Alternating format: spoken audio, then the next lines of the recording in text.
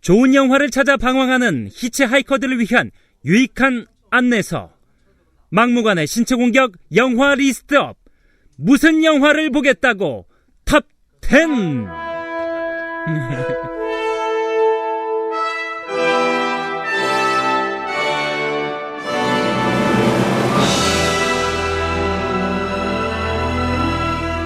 암흑의 세상에 빛과 소금이 되려고 하는 사람들이 있습니다. 성직자와 기자가 아닐까요? 진실이라는 가치를 위해 자신의 모든 것을 바치는 직업, 기자. 그러나 요즘 같은 세상에서 기자들은 과연 칠흑 같은 어둠 속에서 진실의 빛을 밝혀낼 수 있을까요? 기자들의 역할과 그들이 만들어내는 기사의 가치에 대해 의문이 제기되는 지금, 무영버가 선정한 정신번쩍 저널리즘 영화 10편 지금 시작하겠습니다. 멤버를 소개합니다. TV와 신문을 볼 때마다 혹은 기자라는 말을 들을 때마다 히스테리컬한 비판 정신을 발휘하는 저널리즘 영화 선정 담당 오샥 소개합니다. 안녕하세요, 오샥입니다. 신방과 출신으로 기자들과 친분을 유지하며 우리 사회 기자 세계에 숨겨진 이야기를 많이 알고 있는 최과장 소개합니다. 네, 최과장입니다. 많이 알아 진짜? 많이는 뭐 모르고요. 오늘따라 과연 이 영화들을 어떻게 어떤 목소리를 동원해 소개할 것인가를 궁금하게 만드는 래퍼 진욱이 소개합니다. 안녕하세요, 진욱입니다. 너 왜 또 때려? 뭐야? 정신 번쩍 들어. 정신 번쩍? 뒤통수를 때렸습니다. 정신 번쩍. 한때 기자로서 살며 사이비와 저널리즘의 세계에서 방황했던, 그러나 딱히 날카로움이 없는 김 PD입니다. 안녕하십니까, 김 PD입니다. 딱히 날카로움이 없네. 형 기자도 하셨어요? 했었죠. 그럼 안 해본 게 없네. 옛날에 너 무슨 리포터 같은 거 나로 나온 거를 리포터, 기자, 텔레비에서 많이 봤지. 방송기술, 아나운서. 근데 우리나라에서는 리포터, 원래 기자가 리포터잖아요. 근데 우리나라에서 리포터 하면 좀 다른 교양 프로그램의 진행자를 리포터라고, 대체로 현장 진행자를 리포터로 소개하기도 하죠. 현장 진행자. 그렇죠. 이걸 리포터라고 하죠. 좀 그래요? 자, 오프닝을 해준 분을 소개해 주셔야죠. 어떤 분이 하셨나요? 그렇죠. 오늘 또 이 저널리즘 영화의 안성맞춤으로 최과장 동기가 하나, 지상파 아나운서가 있죠. 네. 앵커도 네. 누군가요? 이름을 밝혀도 되나요? 이런 거 좋아하긴 하는데. 밝혀. 네, 김준호 아나운서가 오늘 오프닝을 열어주셨습니다. 예. 그 준호 되게 오래 했지. 예, 방송 진행하는 거 보면 잘해요. 잘하더라, 되게. 좀 우리는 좀 띨뻥하라고 띨뻥하다 생각했는데. 학교 다닐 때 좀 뜸빵했는데. 네. 아주 잘하더라고요, 깡총하게 방송할 때 보면. 저한테는 아주 기억에 남는 아주 감사한 형이죠. 왜? 홍대 술집에서 만났는데 제가 먹던 테이블 계산을 하고 나가셨어요. 진짜? 나가는 준호가? 게, 몰랐어요. 몰랐는데. 좀 그런 허세가 있어. 허세예요? 그런 허세도 좀 필요하지. 네. 준호 형 고맙습니다. 잘 먹었습니다. 제가 되게 좋아하는 친구예요. 준호. 그때도 술 먹고 와가지고 떡볶이 사오고 막 그랬잖아, 우리 노는데. 착해요. 착하고 아주. 근데 준호 아직 장가 안 갔지? 예, 미혼입니다, 아직. 되게 핸섬하고 그런데. 핸섬하죠. 펀치라고. 예. 왜 장가 안 가지? 혹시 생각 있으신 분은 최과장에게 메일 남겨주시기 바랍니다. 김준호 아나운서. 근데 따지는 게 많아. 따지는 게 많지. 오늘 저희가 선정한 영화는 정신번쩍 저널리즘 영화입니다. 왜 이 시기에 이 영화를 꼭 선정해야 했는지 선정의 변을 들어보겠습니다. 아니, 이것도 참 신기해요. 그치, 이거 우리. 네, 신기해요. 신기하다고 말하는 것도 좀 그렇지만. 그때 우리 1주년 그거 하기 전에 저널리즘 한다고 예고를 했었잖아요. 예고를 했어요, 미리. 했는데 또 좀 시국이 이러네요. 어때요? 지금 저널리즘, 대한민국의 저널리즘의 현 주소에 대해서 지금 영화 얘기하기 전에 아까 김 PD는 뭐 오프닝 때도 그렇고 계속 기자에 이제 포커스를 해가지고, 물론 저널리즘을 대표하는 게 기자죠. 뭐 기자고 방송이고 신문이고 뭐 거기에 다 기자와 뭐 PD들 이렇게 있으니까. 꼭 기자가 아니더라도 저널리즘이라는 거는 뭐 사진 작가도 있을 수 있고 아니면 무슨 에세이를 쓰는 수필가도가 있을 수도 있고, 그렇죠? 뭐 칼럼니스트도 굉장히, 될 수 칼럼니스트도 있을 수 있고, 뭐 굉장히 많죠 그런 직업이. 근데 그걸 우리가 다 통틀어서 저널리스트라고 하죠 그런 사람들을. 근데 이 지금 우리가 알고 있고 우리가 느끼고 있고 우리가 누리는 저널리즘이 어느 정도라고 생각하세요? 나는 그거가 상당히 궁금해. 그러니까 우리가 언론이라고 하죠. 우리 한자어로는 언론. 이 언론 현실이 지금 어떤지 우리 근현대사에서 막 이 질곡의 근현대사를 지나면서 우리의 언론이 어떻게 자리를 잡고 있는지 그거에 대해서 한번 좀 플랫하게 진단이 좀 있었으면 좋겠어. 그걸 일단 알고서 진행을 했으면 좋겠어요. 근데 지금 뭐 김 PD도 이런 저널리스트였고 최 과장도 내가 보기에는 그쪽 업계에 있고 그렇죠? 네.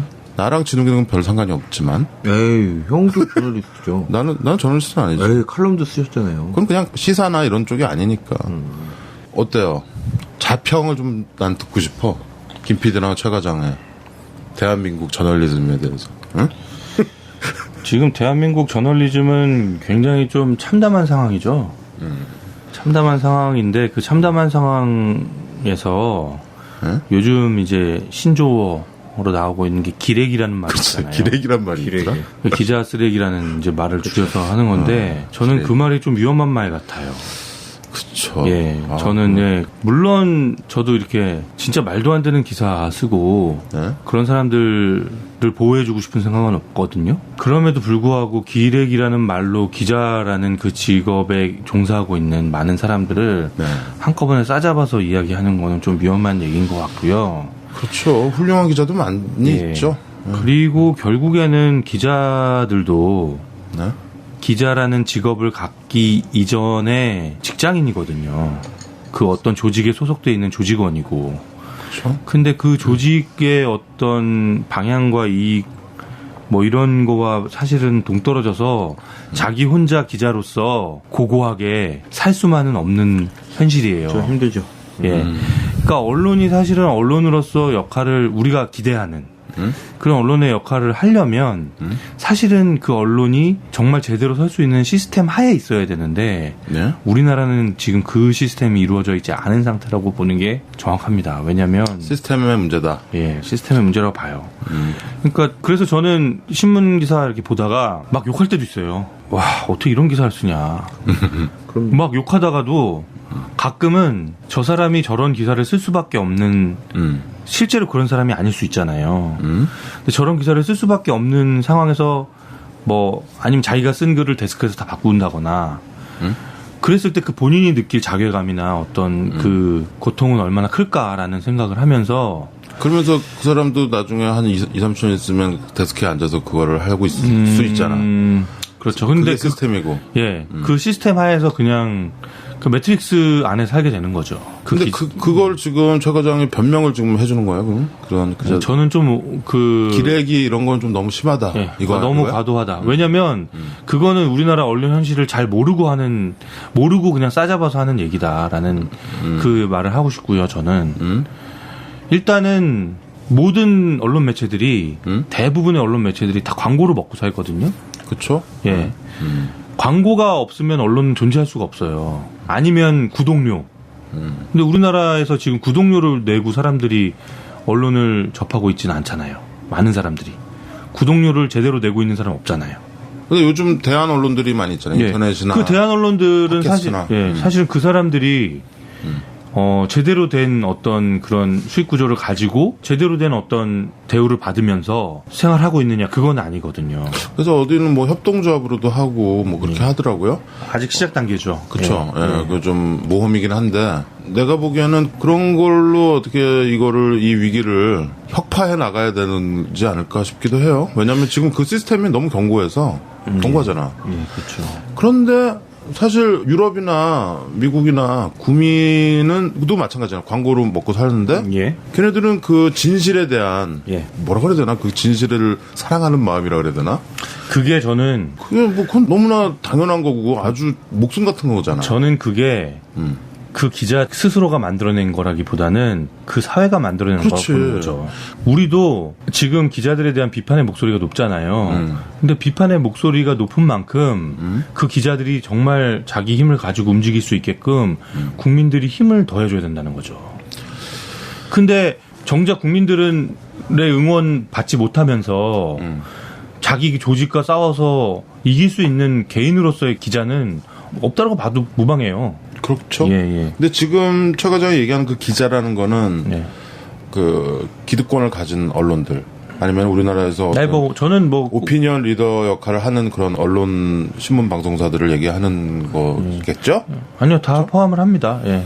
어쨌든 같은 시장 안에 지금 너무 많은 플레이어들이 뛰고 있고 그 사람들이 다 지금 광고 수익으로 지금 먹고 살아야 되는 상황이고 그런 상황에서는 뭔가 지금 이게 언론이 제대로 갈 수 있는 네. 어떤 언론 환경 자체가 안 되고 있다라는 거죠.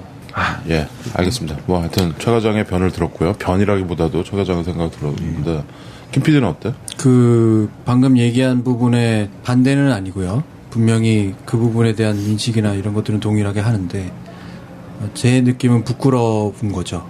왜냐하면 기자로서 일을 한다는 게 사실 굉장히 남다른 경험을 할 수밖에 없어요. 그러니까 남들이 쉽게 경험하지 못하는 장소에 가고 경험하지 못하는 일들을 목격하고 그것을 전달하게 되는데 그때 빠지기 쉬운 것이 뭐냐면 뭐랄까요? 이 어깨에 힘이 들어간다 그럴까? 보통의 기자들은 그 어깨에 힘이 들어가는 걸 많이 느껴요. 기자가 네, 벼슬이다. 권력을 가질 수 있다고 생각하죠. 그게 왜냐하면 최상부에 해당하는 최상층의 권력을 가진 사람들이 기자 앞에서 실제로 그 권력을 발휘하지 못하거든요. 그러니까 그런 모습들을 많이 보게 되면서 자기가 그 이상의 것을 가지고 있다고 착각하는 수가 많아요. 저도 그러니까 그랬고. 특권과 의무가 있는데 특권만 행사하려고 한다 이거구나. 의무보다는 특권이 훨씬 빨리 다가오고 빨리 다가온 만큼 그 부분에 빠지기 쉬워요. 소위 이제 쉽게 말하면 자뻑에 빠지는 맞아요. 예, 상황이 되는 거죠. 예. 그렇게 되고 난 다음에는 사리 분별이 쉽지 않아요. 그리고 진실에 대한 가치보다 자기가 가진 위치를 유지하려고 하는 습성이 훨씬 강해지고 그러다 보니 현재 상황들이 벌어지고 있는 것들이 되죠. 그 안에 물론 최 과장이 말했던 좋은 기자들이 없다라고 말씀을 안 드려요. 다만 지금 같은 시스템 안에서 그 좋은 기자들이 입을 닫죠. 밀려나거나. 끄꺼버리고 예. 혹은 밀려나고 예, 예. 그러니 그것들이 눈에 보이지 않죠. 그러니 기자로서의 사명감이 사실 100으로 본다면 20도 안 되는 상황이 되어 있다고 생각합니다. 이번이 아주 그것을 극명하게 보여준 계기가 됐다고 저는 느낍니다. 그렇죠. 이번에 우리 세월호 참사를 다루는 이 방송과 신문들을 보면서 그 아까 얘기했던 그 기레기라는 말이 굉장히 폭증한 것 같아. 나도 이번에 처음 들어본 말인데 좀 심하다 싶지만 저런 말이 나오겠구나 싶어요. 근데 저는 그게 좀 위험하다는 느낌이 드는 거죠. 예. 아니 그러니까 기자가 그러니까 바퀴벌레 같다 뭐 이런 말들은 있었어. 그 뭐 정말 어디서 나타나가지고 몰래 듣고 있고. 우스갯소리 하나만 하자면 예전에 경찰서장, 그다음에 교수, 검사, 기자하고 술 마시면 술값을 누가 내느냐.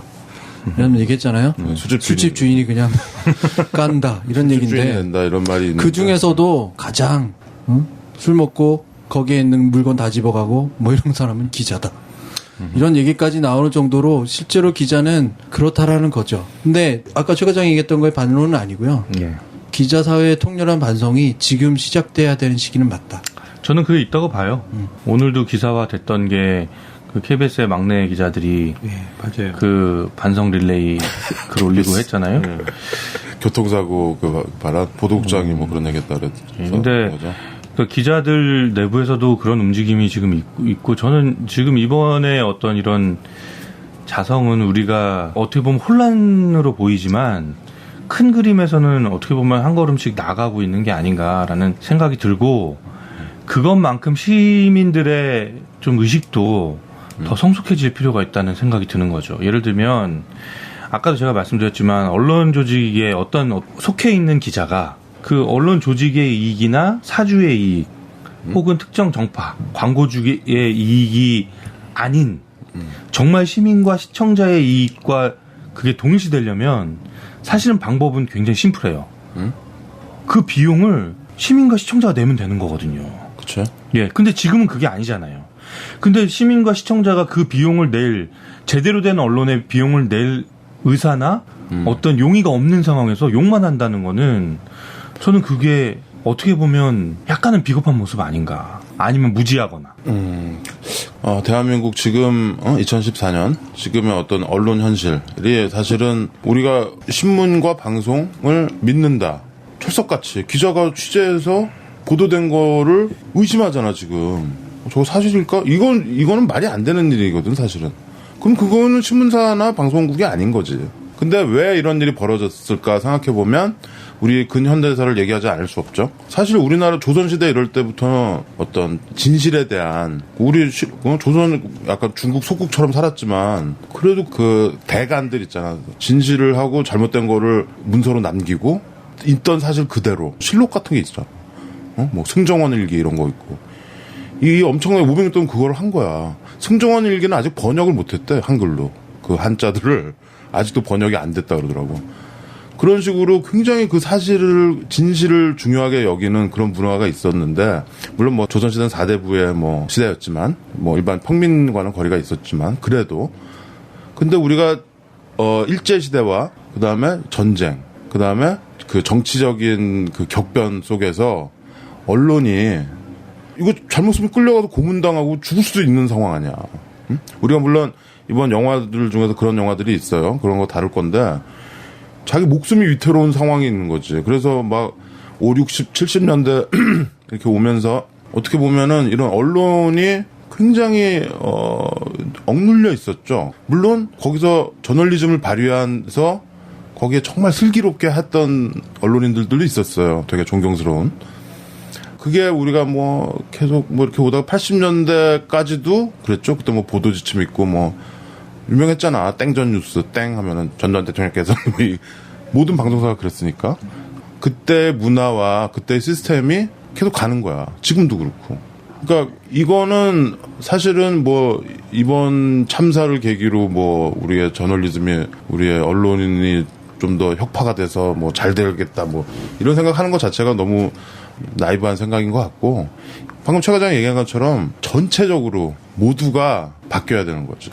그러니까 저는 딱 하나예요. 제가 그러니까 시민의 입장으로서 내가 제대로 된 언론을 원하면 네? 그 언론에 비용을 대자. 좀 그렇게 하는 뭐 매체들이 있죠. 그러니까 그런 거에 대한 생각을 같이 해야 된다. 공유해야 될 필요가 있다라는 얘기죠.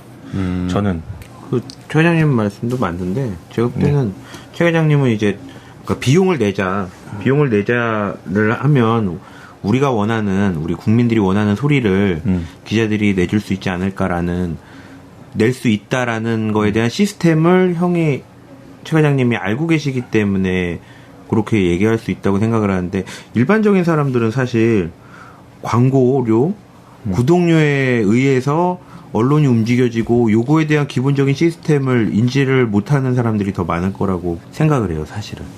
그러니까 언론이 어떻게 굴러가는지조차를 모르는 거잖아. 그렇죠.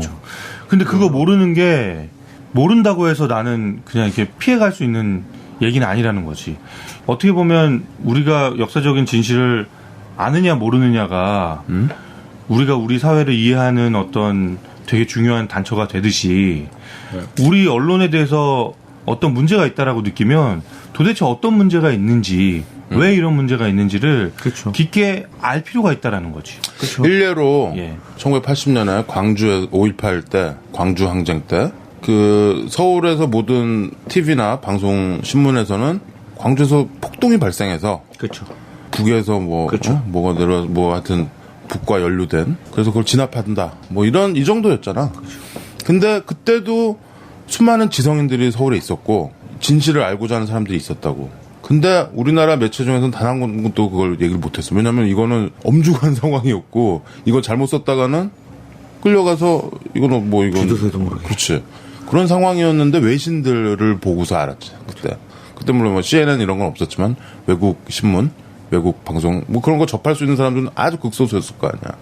그게 언론이 하는 역할인데 그때 예를 들어서 우리가 일제시대나 군사정권 이럴 때 똑바로 얘기하는 기자와 신문사들이 다 모두가 진실을 얘기한다면은 걔네들을 신문이 안 나왔을 거 아니야 그때. 그렇다면 옛날에 뭐 다 폐간됐죠. 동아일보 옛날에 사태 있었듯이 그럼 신문들이 안 나오고 그럼 사람들이 기자들이 잡혀가나? 뭐 이런 상황이 들고 그러면 시민들이 일어나고 막 이렇게 되면서 어떤 민주화나 민주주의가 그런 식으로 발현이 되는 것들도 많아요. 뭐 남미나 이런 쪽에서 물론 좋게 끝나진 않았지만 나는 그 기자의 어떤 덕목, 자질 이런 거가 되게 중요하다고 생각해요. 그래 오히려 개개인의 가끔 TV나 방송 뭐 그런 거 보면 뭐 세계 무슨 언론의 자유 뭐 해가지고 그거 뭐 조사하는 거 있잖아. 그래서 랭킹 언론 자유 지수 뭐 이런 거 그런 게 있죠. 예.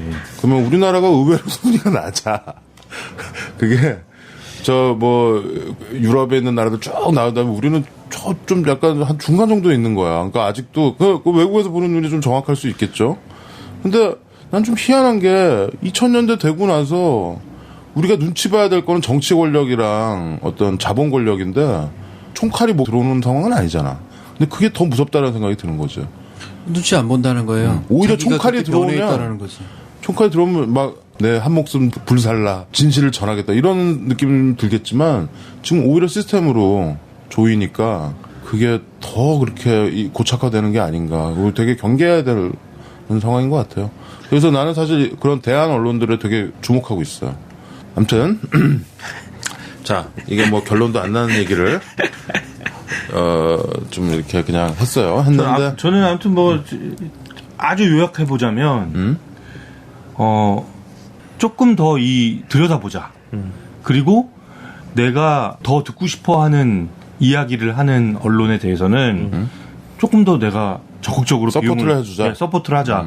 그리고 어떤 그 기득권 매체 내에서 투쟁하는 또 집단들이 있거든요. 투쟁하거나 그쵸? 투쟁하는 사람들이 있고 그래서 뭐 해직된 사람들도 있고 그런 사람들에 대해서 더 관심을 가지고 시민들이 지원하고 힘을 실어주자라는 얘기예요. 이번에 그런 움직임들이 좀 일어나기 시작을 했죠. 아무튼 우리가 관심을 가져야 돼. 이번부터는 달라져야 됩니다. 자, 우리가 내가 뭐 이렇게 이런 얘기들을 나올지 뻔히 알면서 이렇게 물어본 거는 좀 우리가 룰 미팅을 하고 이 저널리즘 영화 룰 미팅을 해야 돼. 왜냐면 우리가 지금 우리 요번 정신번쩍 저널리즘 영화 톱 10에 들어있는 영화들을 보면 우리의 눈이 사실은 되게 부러움의 눈이야. 왜 우리는 저런 게 없을까라는 생각이 많이 들 거예요. 근데 그걸 많이 느껴야 된다는 거지. 영화가 도움이 된다는 않았죠. 다 있었죠. 그가 아니라 안 보일까죠. 예. 다 있었지만 눈에 보이지 않았을 뿐이. 그러니까 영화도 문제야. 영화도 그런 거를 다뤄야 된단 말이지. 그런 저널리즘. 이번에 저널리즘 영화 당연히 한국 영화는 없을 거라고 생각들 하실 거예요. 당연히 또 없어요. 우리가 그런데 관심을 가지고 사실 영화로 조명해주고 어떤 걸 해주는 작업도 되게 중요한데 우리는 사실 저도 이번 리스트 보면서 그 생각은 했어요. 우리나라는 정말 저널리즘에 대해서 관심이 없구나. 그렇지. 우리나라 사람들이. 그러니까. 예. 그러니까 지금 이런 사회에 살고 있는 거야. 이런 언론 속에 살고 있는 거야. 저널리즘에 대해서 관심이 없기 때문에 저널리즘에 대한 영화가 안 나오는구나. 그렇지. 라는 생각이 저널리즘 자체가. 근데 우리가 되게 드라마틱한 부분들이 있었어. 예, 그러니까요. 그렇죠. 그 유신 시절과 신군부 시대를 거치면서 왜 언론 통폐합이라는 전대미문의 사건이 있었잖아요. 우리나라엔. 막 방송국 없애고 신문사도 합치고 없애고 막 그랬던 무소불위의 권력을 휘둘렀던 정권이 있었죠. 왜 아까 얘기한 그 광주 이후에 그랬죠. 그런 때 그거를 이렇게 다루면 되게 재밌을 것 같은데 그런 거 뭐 영화로 할 생각조차 못하죠. 사실 뭐 예를 들어서 옛날에 뭐 박정철 고문치사 이런 것도 기자들이 밝혀낸 거 아니야. 이렇게 그렇죠. 기자들이 자기 일들을 하고 있었던 사람들이 많았는데 그러니까. 문제는 우리가 지금 전반적으로 저널리즘에 관심이 없다라는 거지. 그게 문제인 거야. 그 관심이 없는 게 아니라 그 상황에서는 관심이 없어도 되는 상황이었고 지금 관심이 지대하게 있으면서도 상황이 그렇게 되지 않는다라는 것에 지금 관심이 없다니까 지금 현재로서도. 왜 관심이 없어? 다들 기레기라고 하는데. 관심이 없는 게 아니라 그것에 대한 분노가 차 있는 거지. 그렇죠. 이번에는 근데 이번 세월호 참사를 보는 어떤 우리 일반 시민들의 눈이 조금 그쪽을 눈을 향하고 있지. 예. 그리고 또 하나는 근데 언론이 엄청난 파워를 가진 게 뭐냐면 걔네들은 물타기를 할 수 있거든. 그 관심도 이렇게 피할 수 있거든. 피해서 다른 거 뭔가 이렇게 하고. 그래서 언론이 굉장히 중요한 거야. 사실 내가 보기에는 기자나 이 언론은 20세기의 어떤 암행어사 같은 거거든. 그러니까 우리가 삼권 분립이 있지만 네 번째 권력이라고 봐요. 옛날에 뭐 정존지, 영존지는 암행어사를 파견하고 암행어사를 또 한 명 더 보냈대. 예, 맞아요. 그 암행어사가 잘하는지. 예. 또 한 명 보낸 암행어사는 우리가 돼야 되겠지만 그 암행어사가 뭔가 잘못된 게 있으면 그거를 까발리고 그렇게 해야 될 의무가 있는데 그거를 하지 않는다라는 거죠. 그러니까 이 암행어사들이 좀 암행어사 짓을 잘하는 사회가 와야 되는 거지. 그러니까 그게 저는 이제 구조적인 변화가 있어야 된다라고 보는 거죠. 아마 우선순위를 구조적인 변화에 의해서 의식도 변화한다로 보시는 것 같아요. 최 과장님의 얘기는. 또 한 가지 더 얘기하고 싶은 거는 아까 기자가 벼슬이라는 말 했었잖아. 그런데 우리나라 사회는 좀 특이하게 어떤 그 직업 예를 들어서 그게 우리가 어릴 때부터 시작이 되는데 우리는 입시하잖아요. 대학을 가기 위해서 입시를 해서 대학생이 되는 거가 벼슬이야. 시험을 봐서 그걸 통과해서 대학생이 되면은 대학생이 된 거야. 근데 대학생은 뭐야? 공부하려고 대학을 가는 거 아니야? 큰 학문을 배우러. 근데 큰 학문을 배워야 되는데 거기서부터 큰 학문을 배우지 않아. 대학생이 돼서 모두가 축하해 주는 거야. 대학을 해서 큰 학문을 이루면 그때 축하해 줘야 되는데 대학생이 된 걸 축하하거든. 마찬가지 모든 우리나라의 모든 직업이나 모든 이런 시스템 자체가 기자도 마찬가지야. 기자 시험 그 어려운 언론고시를 패스해서 기자가 되면 와 기자가 됐구나. 와 법관이 됐구나. 이거지. 그 기자 일을 훌륭하게 했을 때 칭찬해 주는 게 아니고 그거가 처음에 됐을 때 칭찬해 주고 이미 획득한 거야 그거를. 근데 우리 전체적인 우리 대한민국의 문화가 그런 식으로 돼 있는 것 같아요. 그게 입사하면은 축하해 주고. 그게요. 좀 더 깊게 들어가면 시험의 역사로 또 가야 돼요. 그래서 그러니까 그게 그 자기의 본분을 이미 획득해 버린 거지. 그 시험으로. 왜냐면 그 충분히 고생했거든. 근데 그게 아니거든. 그 일을 하면서 고생을 해야 되는데. 그러니까 심지어 시스템이 그걸 제공을 하죠. 그 대학생이 되면은 누리는 특권들을 다 제공을 해줘. 됐으니까. 그러니까 이게 어렸을 땐 똑똑한데 나이 들면서 되게 경쟁이 없어져. 외국이랑 비교했을 때. 그런 좀 아주 구조적인 문제가 하나 있는 것 같아요. 내가 보기에. 아무튼 그래서 저널리즘 영화입니다. 이번 주엔. 저널리즘 영화라서 주로 이제 기자와 PD 뭐 이런 직책을 가진 사람들이 많이 주인공으로 등장을 하고요. 그래서 제가 봤던 되게 많은 저널리즘 영화 생각보다 되게 많더라고요. 그래서 좀 추리느라고 좀 고생을 했고 그래서 10편을 골랐는데 최 과장도 많이 나와서 3개를 고르고 있겠지. 그런데 이 영화들을 얘기하면서 아까도 얘기했지만 좀 부럽고 좀 그런 시선으로 우리는 볼 수밖에 없지만 한 가지 잊지 말아야 될 거는 우리는 진실을 알 권리가 있다라는 거죠. 우리 모두가. 진실을 알 권리라는 게 굉장히 중요한 거예요. 그걸 위해서 많은 사람들이 희생했고 우리나라나 외국이나 그 진실 때문에 그리고 수많은 사람들이 그 진실을 가리려고 권력과 이런 언론을 동원해서 그걸 가리고 있어요. 근데 그 진실을 알 권리가 굉장히 신성한 거고 그 권리가 굉장히 크다라는 거. 그거 하나는 이 영화들을 보면서 모든 공통된 주제인 것 같아요. 그렇죠? 진실. 저널리즘과 일맥상통하는 단어죠. 진실. 말이 진실이라 그러면 되게 거창하잖아. 뭐 진리가 너희를 자유케 하리라 이런 말도 있지만 근데 그 진실이 아니고 그냥 사실, 팩트를 알리는 것만 해도 굉장히 엄청난 일인 경우가 굉장히 많아요. 사실은. 그러니까 그 팩트를 전하는 게 기자의 일이고 저널리즘의 몫이죠. 그거 자체의 어떤 과정들과 결과와 그런 것들을 보게 될 겁니다. 이런 영화들을 보면서. 그래서 영화 한 편 얘기하면서 좀 얘기해 보도록 하죠. 그렇죠. 그럴까? 자, 그러면 정신번쩍 저널리즘 영화 12의 영화를 알아보겠습니다. 막무반의 신체 공격 영화 리스트업. 무슨 영화를